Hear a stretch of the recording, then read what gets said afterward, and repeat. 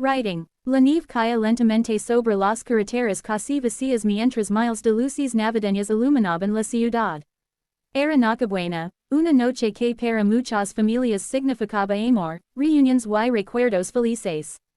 Sin embargo, para Valentina Herrera, una de las empresarias más exitosas y ricas del país, aquella fecha se había convertido en una simple obligación en el calendario.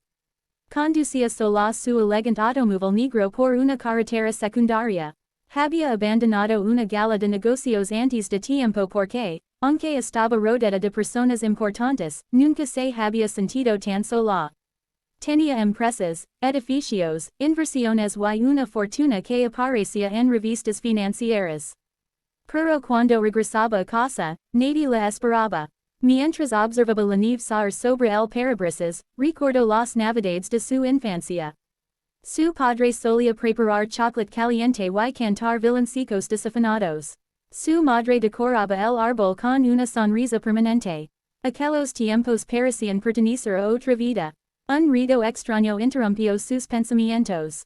El motor vibró. Valentina frunció el ceño. No me hagas esto ahora.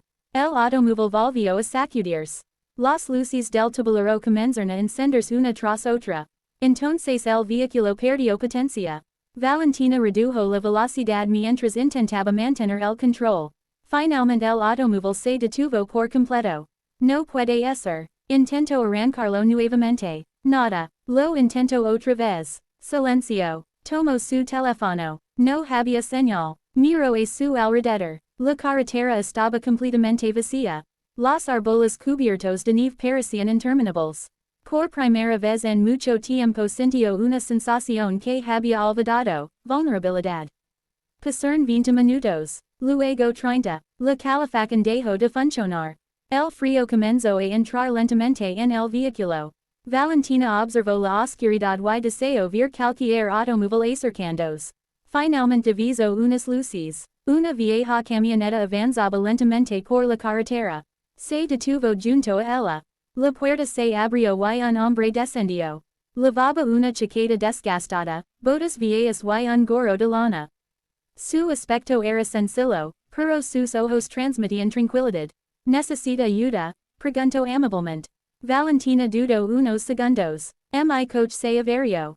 Puedo verlo. Es mecánico. El hombre sonrió. Desde hace 15 años. Valentina asintió. Está bien. El hombre abrió el capó y comenzó a revisar el motor con una linterna. Trabajó durante varios minutos bajo la nieve. Finalmente regresó. Encontré el problema. Es grave. No demasiado. Una pieza eléctrica está dañada. Puede arreglarla. Puedo hacer una reparación temporal para que llegue a la ciudad. De verdad. Sí. Volvió al motor y trabajó durante 15 minutos más. Cuando terminó, cerró el capó.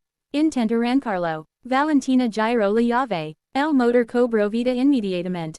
Increíble. Debería funcionar hasta que llegue a un taller. Me ha salvado. Sacó su billetera y tomó varios billetes.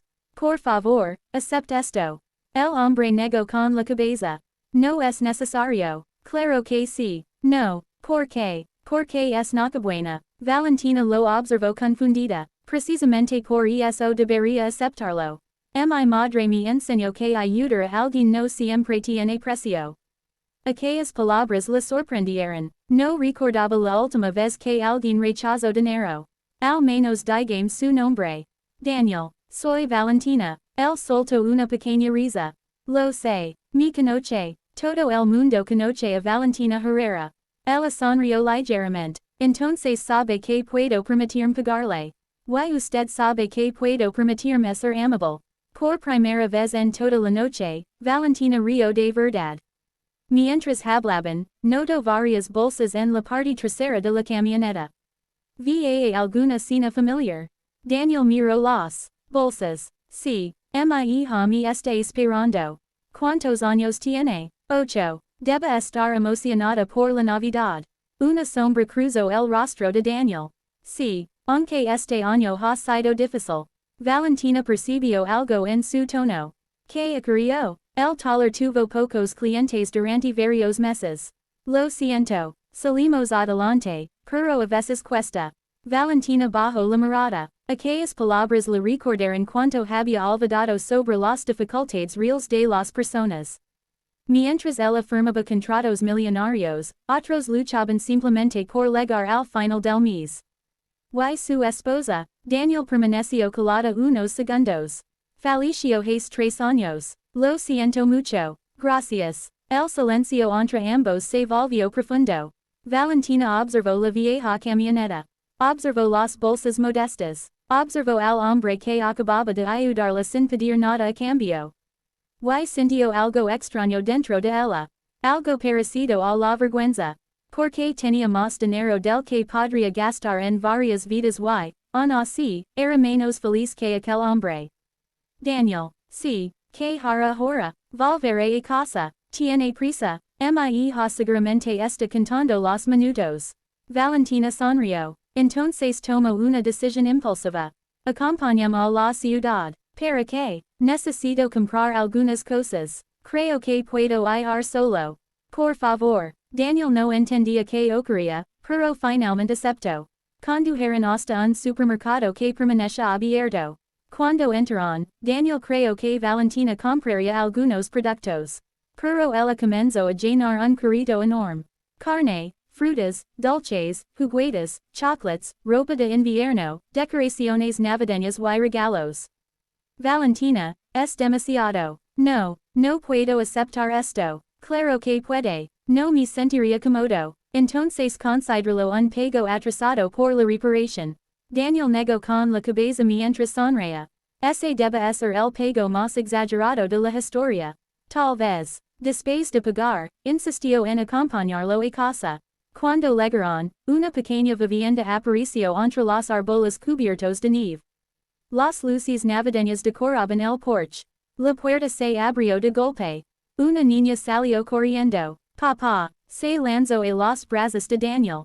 Luego vio a Valentina. ¿Quién es ella? Una amiga. La niña sonrió. Hola, hola, respondió Valentina. Soy Sofía. Mucho gusto. Entonces Sofía vio todas las bolsas.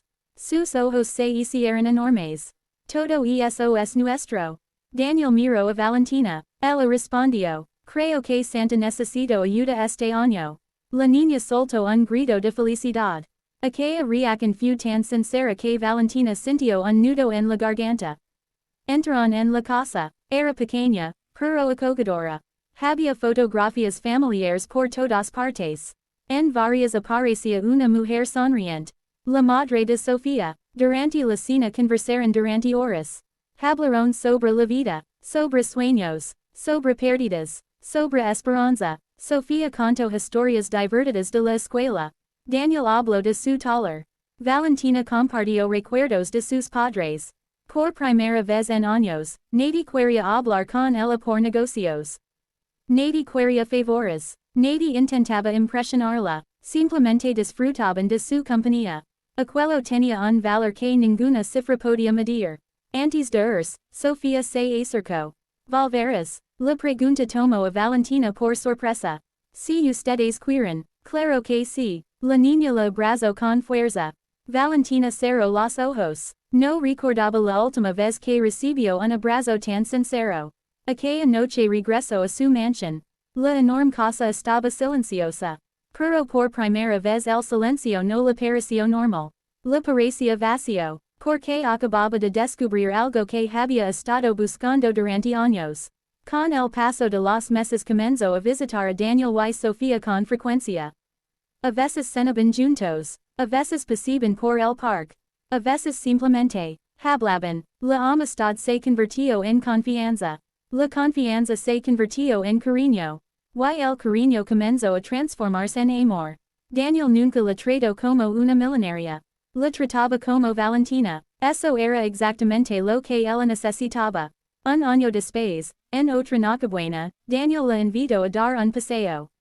Condujeron hasta la misma carretera donde todo había comenzado. La nieve volvía a caer suavemente. ¿Recuerdas este lugar? Preguntó él. Jamás podría olvidarlo. Daniel respiró profundamente. Sacó una pequeña caja de su bolsillo. Valentina sintió que su corazón comenzaba a acelerarse. Aquella noche pensé que estaba ayudando a una desconocida. Ella sonrió. Y yo pensé que estaba siendo rescatada por un simple mecánico. Resulta que ambos estábamos equivocados. ¿Por qué? Porque esa noche encontramos algo que ninguno estaba buscando. Daniel abrió la caja. Dentro había un hermoso anillo. Valentina Herrera, ¿quieres casarte conmigo? Las lágrimas aparecieron inmediatamente en los ojos de ella. Recordó la soledad. Recordó la carretera vacía. Recordó la nieve. Recordó al hombre que rechazó dinero porque prefería ayudar. Y comprendió que aquel encuentro había cambiado su vida para siempre. Sí, susurró entre lágrimas. Sí, quiero. Daniel colocó el anillo en su dedo. En ese momento una pequeña voz gritó detrás de ellos. Sabía que diría que sí. Sofía salió corriendo desde la camioneta. Los tres terminaron abrazados bajo la nieve. Mientras las luces de Navidad brillaban a lo lejos, Valentina comprendió que la verdadera riqueza nunca había estado en sus cuentas bancarias. La verdadera riqueza estaba en encontrar personas capaces de llenar el corazón. Y todo había comenzado aquella Nochebuena cuando el automóvil de una millonaria se averió en una carretera solitaria y un mecánico pobre apareció justo a tiempo para cambiar su destino para siempre.